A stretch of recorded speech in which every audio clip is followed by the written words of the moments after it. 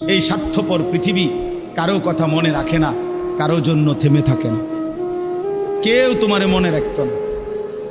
তুমি মরে গেলে কারো হাতে সময় নাই তোমারে কান্দে লইয়া কান্দনের, কারো হাতে সময়। এ বাফেরে দুপুরবেলা জানাজা দিছে, আসরের পরে বাফের জানাজা হয়েছে, কত কান্দা কানছে জিফুতে। এশার নামাজের পরে পাশের ঘরের থেকে ভাত তরকারি আনছে, এরাই পেট ভরে ভাত খায়।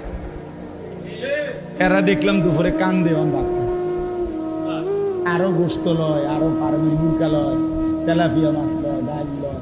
বা কি আপনারা দেখলাম বিকালে কি কান্দাটা কান্দলেন,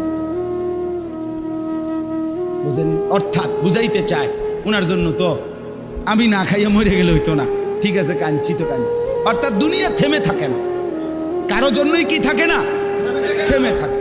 এই জন্য দুনিয়া নিয়েই ব্যস্ত না হই, আখেরাতের ফিকির করি। আল্লাহ তাআলা আমাদেরকে তৌফিক দেন। স্বার্থপর এই দুনিয়া কারো কথা মনেও রাখে না, কারো জন্য থামেও, কারো জন্য।